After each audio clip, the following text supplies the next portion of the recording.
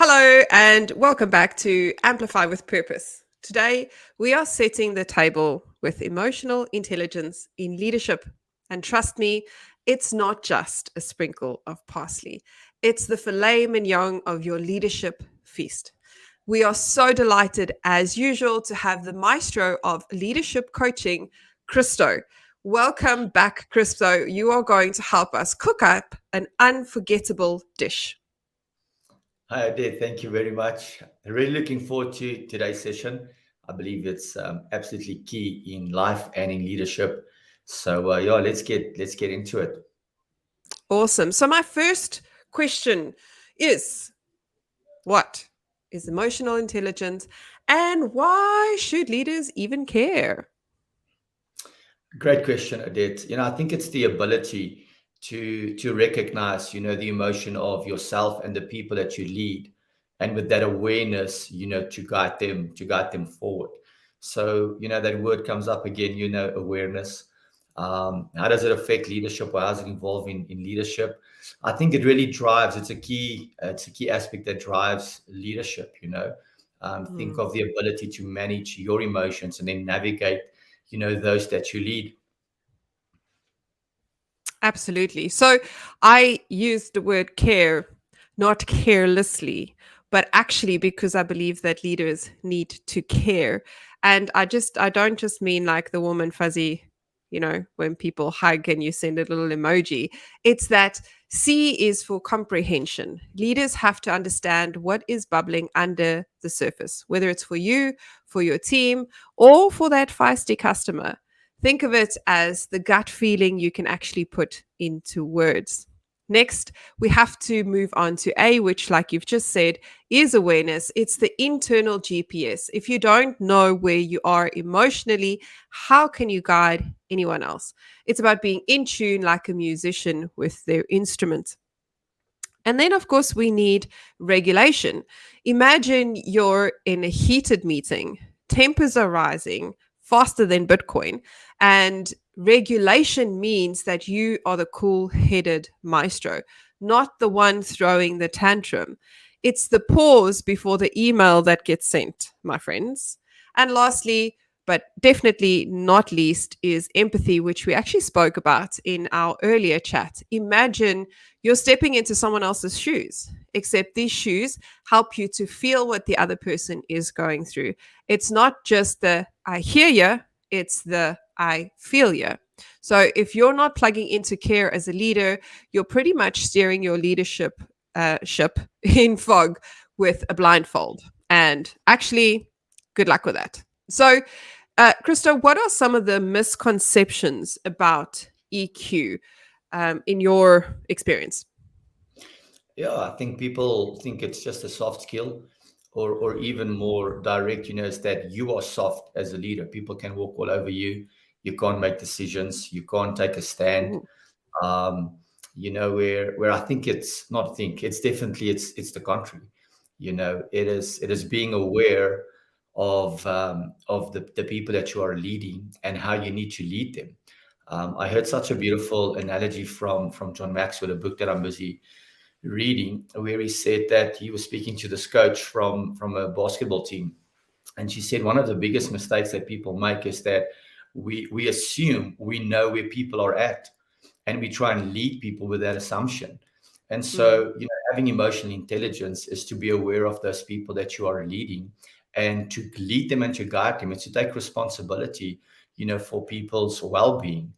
And, I want to know, is taking responsibility for somebody else, is that soft? It's definitely not. That is absolutely, a very strong trait of a leader. So I think those are maybe some of the common misconceptions that people have about EQ. Everybody understands IQ, and we want to be strong, and we want to be clever, and we want to have all the answers. And mm, EQ is something totally different. No, it's not. It actually balances it out mm, quite nicely. Taking care of that. I was listening to a talk this morning, and this guy said, he grew up in a household where his dad was the man of the house. And people already are like, hey, the man of the house, aren't we all equal in this relationship? And he explained it this way. He said that my dad being the man of the house simply meant this, is that if we only had one meal left to eat, he would give it to the kids. Wow. If there was a fire, in a building, it wasn't like, hey, let's all run into it. He says, no, no, no, the kids and mom, you stay outside, I'm going to run, I'm taking Mm. responsibility. So for me, that is emotional intelligence, is you are taking responsibility for yourself and the people that you lead. I love that. That is so powerful. Wow. Thank you so much for sharing. Now, may I ask why you're not sharing the title of the book that you're leading?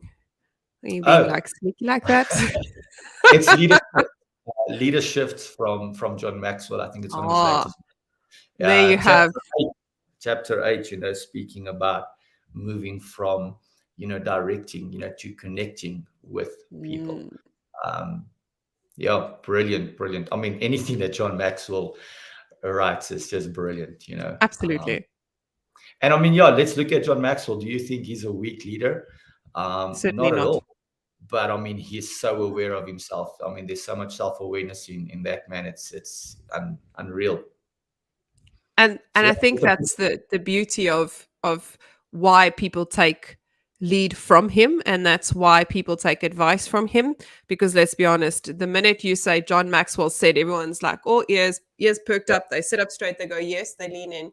And a lot of that, I think, is got to do with his authenticity and the yeah, fact that he does actually care. He is self aware and he is aware of the people around him and his impact. In fact, he talks about it in many of his books. He talks about the wake that leaders leave. And you can only talk about a wake if you've actually been aware of it.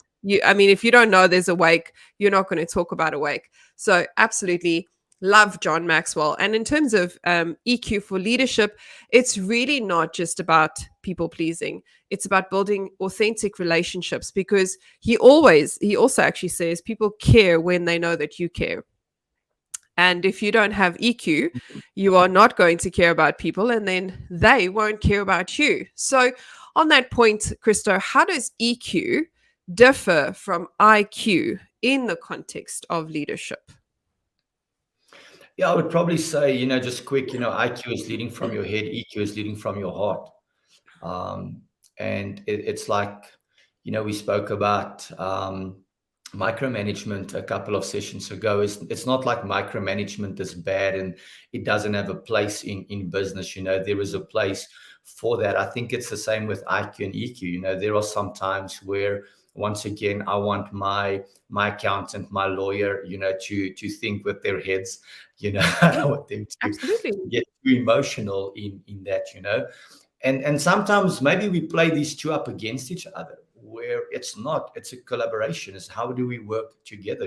Is harnessing Mm. both of those skills. So yeah, with that idea, it's like IQ is leading with your head. It's like the facts. It's what we know. It's how it's always been. And EQ is leading with the heart. Is understanding the people that you lead, is going a little bit slower to go faster, is being aware of those you lead, and to make that bigger impact. And if you have both of those skills and you can differentiate between the two, in certain situations, absolutely a great arsenal that you have within your possession. I love the point you just made. You don't just have one or the other. As a good leader, you need both. And for those of you who have any clue or have listened to any of the podcasts, we talk about the heart, head, hands quite often. And the heart is, like Christo just said, it's the EQ, the head is the IQ, and then the hands is the people, getting people to do something. The truth is, you cannot connect to the hands and convince people to do anything if you haven't first touched their hearts. Because if you touch the heart of someone, then you can influence the way they think. If you think about changing anything, one of my first strategies when I join a new organization or where I go into a place or I meet a new person is I'll pay for lunch. And that's not just about being generous. That's about reciprocity, and that's connecting with the person. I don't want that person to come and meet with me and feel like meeting with me is a burden. It's got to be a Yeah. pleasure to have a conversation with me. So I pay for lunch, I pay for coffee, and it's not a power play. It's I'm connecting, I'm showing you that I'm care. I'm putting my money where my mouth is. I'm investing in this relationship. And when I invest in the relationship, then I have the privilege of connecting with the mind, and whether that be picking the brain of someone who's phenomenal like yourself, or whether it's just trying to change someone's perspective of things. And both of those things require us to first touch with the heart, and then we connect with the head, and then we can go on and say, as a leader, I now have your heart. I have now gone through the process of IQ, showing you that we need to change the way that you think. Now you can act in line with whatever the goal of the organization is. So, Christo, would you mind sharing with us some real world examples of EQ in action? I mean, it's a very fluffy term, so to speak, and it can be very hard to pin it down. So, how about you share with us some real stuff about EQ in action? Yeah. So you mentioned earlier about care. So I have this thing about, the fundamentals of leadership, and the first point that I have, or the first fundamental, is you have to care for people. How do you care for them? It's simply, you need to find a need, you need to fulfill a need, and you need to follow up on a need. So I'll give you this example. I was working with somebody, and I saw that they're really struggling. It's a high performing individual, a very like IQ driven type of individual. And they just always keep on going, working till the midnight, burning the midnight oil. But I could see that, something is just a little bit off. Mm, And so I took the time I just stopped, and I was just saying, okay, I need to care. What is care? Let me find a need. And I started asking questions, and I normally ask three questions. The first question is, how are you? The second question is, how are you? And the third question is, how are you? And I promise you, like time after time, when I ask that third time, how are you? They open up and they start speaking. It's not because I'm asking three questions, it's because they're realizing this person is really into what I'm going through. And so mm, when you ask those questions, and you really care for people, you then you find a need, you realize what they're going through, so you find a mm, need. Secondly, you now need to fulfill that need. And what I mean by fulfill that need is not that you have to now make it work for them, but you help them navigate through whatever it is that they are maybe stuck at, or what they're challenged with. And then, mm, very important, and few people do this, is we have to follow up on the need. You go mm, back 3 weeks, a couple of months later, and you find out, how are you doing? mm, Making sure that that individual, they leave your presence differently. mm, Now, that scenario that I've explained to you just now, probably this is about 3 years ago that I sat with this person that comes to mind now. It probably took me, I would say, 15 minutes, maybe 20 minutes to ask them the questions, to find out what's wrong, and to help them navigate through it. And then I just went back, periodically, just, checking with them for 5 minutes. How are you doing? No, I'm great, or mm, I'm not doing well. It didn't take so much out of my time, but mm. the ROI that we receive from that is an Yes. individual that, although they're very driven, they're still driven, but now they're realizing, I have to be a little bit emotional, or understand a little bit of pausing when I deal with the people that I'm dealing. So I haven't Mm, just helped somebody, but I've also developed them that skill and that ability to display, EQ within an organization. This is something this is like my go-to. I would ask somebody, just, how you doing? Again, I promise you, you can find so much in it. People normally say, I'm doing well, in yourself. And then I mm, would just return to say, but I didn't speak about me. I was asking, how are you doing? No, I'm doing great. All right. What is the reason you're doing great? And then normally people are like, I don't actually know. It's just something that we say. it's an automated response. Exactly. Mm, I've even done this sometimes. Is I would ask people how they're doing, and I would walk past them. Like, how you doing, and just walk past them, and they would just answer me, "I'm doing well, in yourself," and keep on walking. And then I would stop, and I would call them back, and I'm say, "Hey, like, how are you doing?" It's it's so important that we just stop. I've said this some time ago, is that to go faster, we got to go slower. Mm, Is we just have to stop. We just have to pause. So maybe for people out there that say, you know what, Christo, I am not this emotional guy. I'm not a counselor. I'm not sitting. I'm not listening to people's problems, and I don't have time for that. I'm a high net worth individual. I got to keep on running. It's great. Keep on running. Just mm, within that running, just pause for literally 2 minutes and give people present attention. And I yes. promise you will see an absolute change within your organization. It's like John Maxwell says, nobody cares how much you know until they know how much you care. It's Correct. not that people don't care about information or what you know. It's just first comes emotional intelligence. Then you can bombard me with all the things you want or what you desire. Those Mm, people that I've mentioned to you now, that I've spoken to with, and like walk past them and stop and come back. Whenever I see them now, they're like, "What can we do for you?" And I'm yes. thinking, but before I spent time with you and showed you a little bit of, well, I just call it just being a human, Mm, they were too busy to help anybody because they were just grafting, running this rat race. Now all of a mm, sudden, like, where did you get the time? It's not so much that they got the time, but it's because they know that you understand, that you care for them, that you show mm. benevolence, that they are sold out to whatever it is that you need or desire.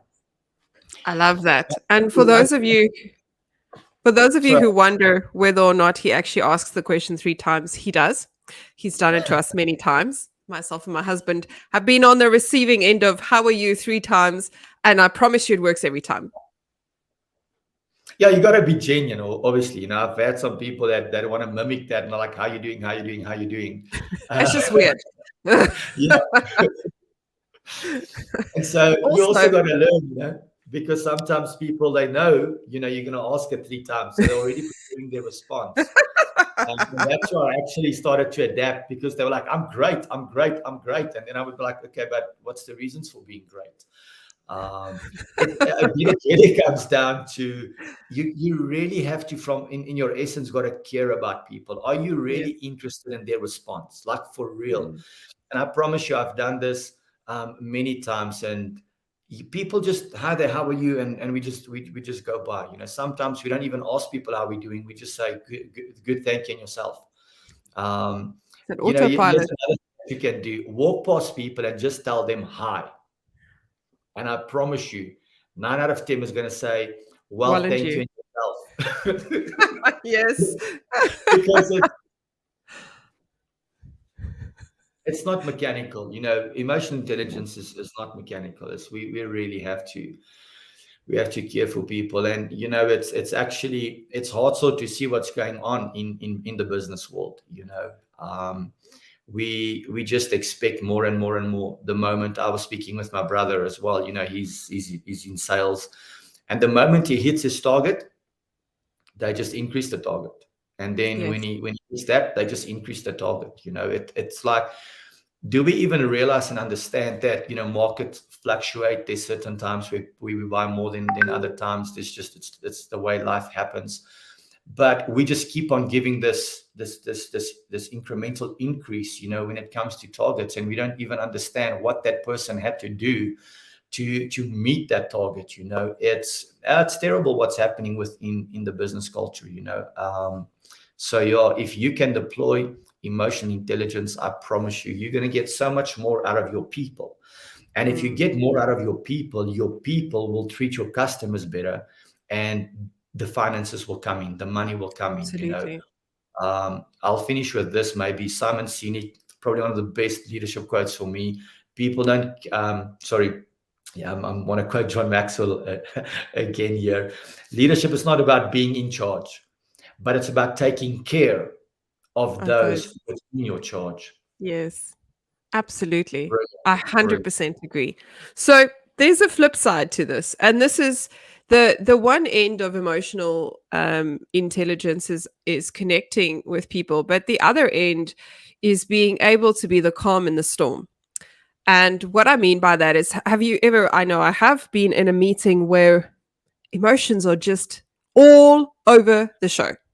Like tempers are flaring. I remember when I was I can't mention the company. I was working at a company and I was working with the executives, and they were very confident individuals. That also meant that their opinions were the only opinions that mattered. And if anyone had an opinion contrary to theirs, well, you'd see sparks fly. And it wasn't a beautiful fireworks show, I assure you. Everyone walked out limping. And in that case, that's where the leader has to become Elmo. And Elmo is, as you all know, that little red dude from Sesame Street. However, my Elmo is slightly different. It's not red, it's not fuzzy, but it's 100% unforgettable. And Elmo stands for enough, let's move on. It's your controversial escape hatch. It's when you're in a meeting or in a chat and emotions are running higher than the SpaceX rocket, and you feel like enough has been said, because when we get on an emotional tangent, often people don't know when to get off, and they rehash the same stuff over and over again. That's when you call in the E, which is enough.